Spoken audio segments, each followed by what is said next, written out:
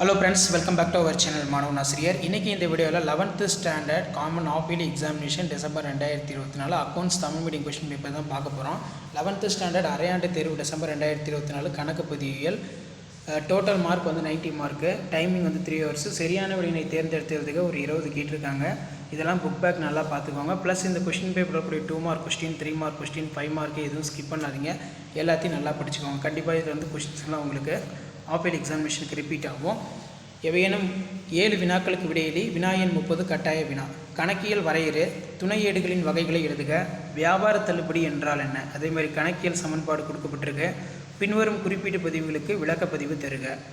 பின்வரும் நடவடிக்கையில் அரைகலன் கணக்கை தயாரிக்கவும். ஸோ இந்த கொஷின் பேப்பர் நல்லா பார்த்துக்கோங்க. வீடியோ இம்பார்மெண்ட்டாக இருந்தால் ஃப்ரெண்ட்ஸுக்கு ஃபார்வர்ட் பண்ணுங்கள். மாணவன் ஆசிரியர் யூடியூப் சேனல் சப்ஸ்கிரைப் பண்ணுங்கள். 3 மார்க் பொறுத்த வரைக்கும் வேணும் 7 வினாக்களுக்கு விடையிலி வினாயன் 40 கட்டாய வினா. 7 × 3 21. ரொக்க தள்ளுபடிக்கும் வியாபார தள்ளுபடிக்கும் உள்ள வேறுபாடுகளை எழுதுக.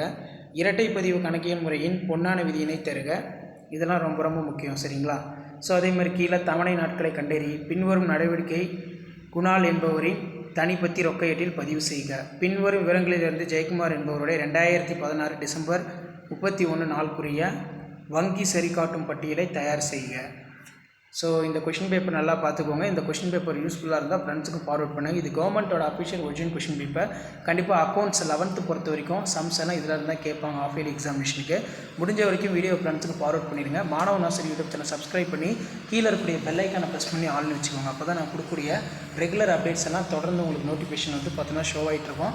இந்த கொஷின் பேப்பரில் இருந்து கண்டிப்பாக கொஷின்ஸ் எல்லாமே வந்து உங்களுக்கு அப்படியே ரிப்பீட் ஆகும், சரிங்களா? ஷேர் பண்ணுங்கள், சப்ஸ்கிரைப் பண்ணுங்கள் மாணவன் ஆசிரியர் யூடியூப் சேனல். இது வரைக்கும் ஒரு 5 set of question paper upload பண்ணியிருப்பேன். 5 செட் ஆஃப் கொஷின் பேப்பரும் நல்லா பார்த்துருப்போங்க. இதில் இருந்தால் சம்ஸ் ஆகட்டும், தியரி ஆகட்டும், 11th அக்கௌண்ட்ஸ் ஆஃப் இயர்லி எக்ஸாமினேஷனுக்கெல்லாம் செட் பண்ணுவாங்க. ஷேர் பண்ணுங்கள், சப்ஸ்கிரைப் பண்ணுங்கள் மாணவன் ஆசிரியர் யூடியூப் சேனல்.